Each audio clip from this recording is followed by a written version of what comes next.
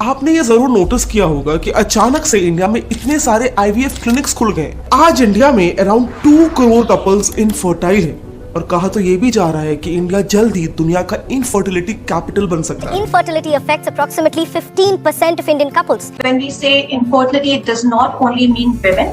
It will encompass both of the couple, the men and the women. Recently ये पता चला है कि इंडिया के टोटल इनफर्टिलिटी केसेस में से 50% केसेस का कारण मेल इनफर्टाइल पार्टनर होता है, फीमेल नहीं। यस, अग्रवाल के केस की तरह ही बहुत सारे कपल्स को रियलाइज हो रहा है कि उनके बच्चा नहीं होने के पीछे का कारण उनका मेल पार्टनर है और ये नंबर भी काफी रैपिडली ग्रो हो रहा है। स्पेशली मेट्रो सिटीज जैसे कि कोलकाता में तो 86% आदमी इनफर्टिलिटी के ब्रिंक पर है एंड दिल्ली में तो 15% से ज्यादा आदमी किसी न किसी इनफर्टिलिटी के स्टेज में आ चुके हैं। देखो, इनफर्टिलिटी किसे कहते हैं? सो जब एक आदमी के सीमन में average sperm count 15 million sperms पर ml या उससे कम हो जाता है, उस आदमी को इनफर्टाइल कंसिडर किया जाता है। अब पूरे वर्ल्ड का यही एवरेज स्पर्म काउंट आज से 30 साल पहले तक था 60 मिलियन स्पर्म्स पर ml ऑफ सीमन। लेकिन बस गेस करो कि आज ये कितना हो गया? उससे 3 गुना कम, सिर्फ 20 मिलियन स्पर्म्स पर ml।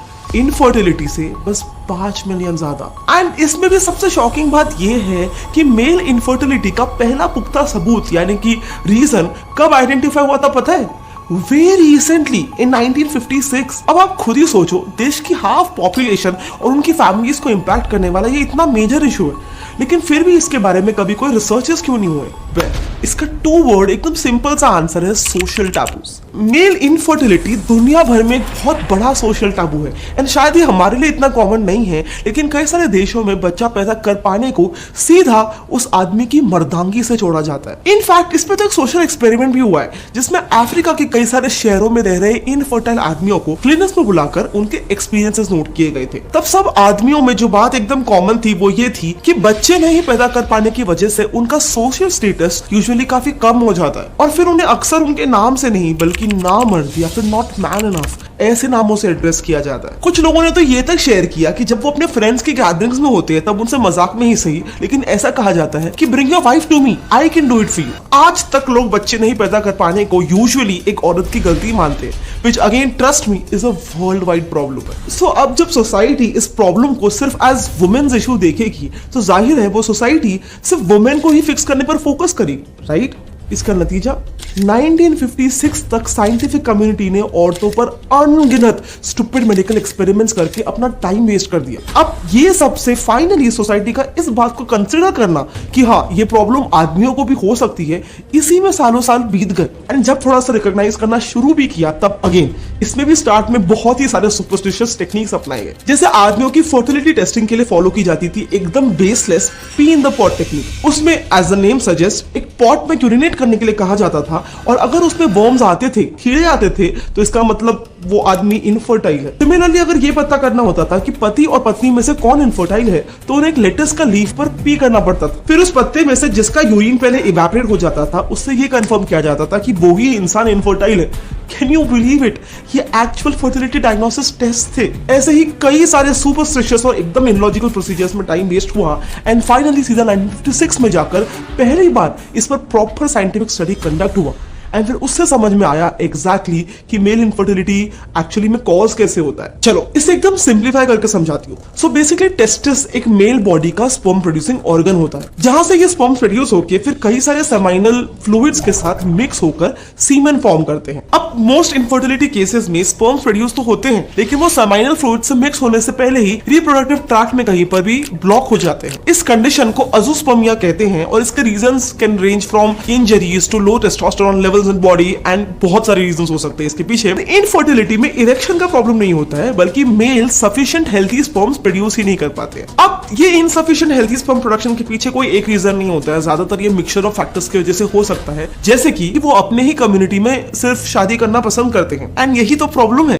सो हैदराबाद के centre for cellular and molecular biology institute ने 973 इनफर्टाइल मेल्स पे स्टडी किया जो कभी भी इनफर्टिलिटी कॉज करने वाले कोई भी नोन फैक्टर से एसोसिएटेड थे ही नहीं। इस स्टडी से उन्हें ये पता करना था कि आखिर फिर वो इनफर्टाइल हुए ही कैसे। एंड रीजन निकला कि 30% सब्जेक्ट्स में जेनेटिक डिलीशन देखे गए थे। लेकिन जब इंडिविजुअल के दोनों पेरेंट्स एक ही सोशल ग्रुप को बिलोंग करते हो, यानी कि एंडोगामस हो, तब रिसर्च में देखा गया है कि ये रीजन अपने आप ही डिलीट हो जाता है। अब ये एग्जैक्टली कैसे होता है, क्यों होता है, इसका मॉलिक्यूलर लेवल पे स्टडी करना अभी भी बाकी है। लेकिन एंडोगामी भी बस एक ही रीजन है, add to it late marriages. देखो, एज के साथ साथ भी ना मेल्स में जो स्पर्म प्रोडक्शन होता है वो डिक्रीज होते जाता है। देखो, रिसर्चर्स के हिसाब से 22 से 25 साल एक मैन का सबसे फर्टाइल पीरियड होता है।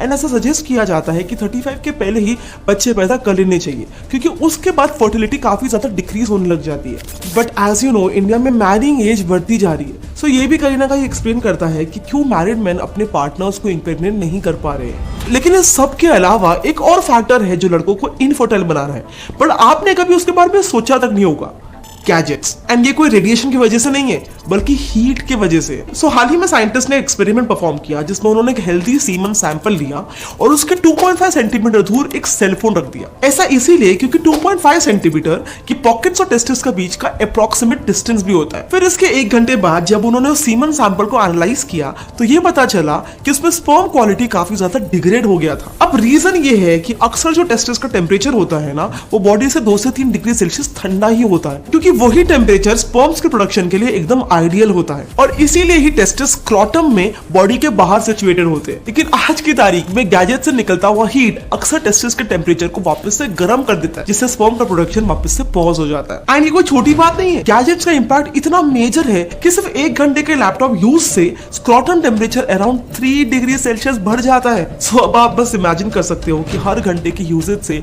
ये स्पर्म प्रोडक्शन को कितना ज्यादा हैम्पर करता होगा। Also to no one surprise, smoking भी मेल फर्टिलिटी के लिए काफी ज्यादा हानिकारक है। सिगरेट्स में लेड और कैडमियम जैसे केमिकल्स प्रेजेंट होते हैं, जिससे स्पर्म की मॉर्फोलॉजी ही काफी ज्यादा बदल जाती है। जैसे ये एक नॉर्मल स्पर्म है और ये है आफ्टर स्मोकिंग वाला abnormal sperm. But hold on, you know what, एक चेन स्मोकर पर एग्जैक्टली जितना स्पर्म डैमेज होता है ना, उतना ही एग्जैक्टली हो सकता है एक ऐसे इंडिविजुअल पर जो एक पोल्यूटेड एरिया में रह रहा है। यस, ये फाइंडिंग्स है एक चाइनीज स्टडी की, जिसमें ये पाया गया कि कोल माइंस के आसपास रहने वाले ज्यादातर मेल्स इनफर्टाइल होते हैं, टू द पॉइंट कि उनमें से कईयों का स्पर्म काउंट तो लिटरली 0 था। But fortunately for the most part कुछ लाइफस्टाइल चेंजेस वगैरह करके इनफर्टिलिटी के रिस्क को काफी ज्यादा कम किया जा सकता है। फॉर एग्जांपल, स्मोकिंग का केस ही ले लो। ऐसा भी पाया गया है कि इससे कॉज होती हुई इनफर्टिलिटी काफी सारे केसेस में रिवर्सिबल भी होती है जब वो सिगरेट की आदत छूट जाती है। इसके अलावा आई डोंट थिंक आजकल लोगों को पता है कि ये इनफर्टिलिटी इतना बड़ा प्रॉब्लम बन चुका है। तो प्लीज इस वीडियो को जितना हो सके अपने फ्रेंड्स और फैमिली में शेयर करो। और क्या आपको पता था इसके बारे में, नीचे कॉमेंट करके बताओ। मिलते हैं अगले टाइम, तब तक के लिए जय हिंद।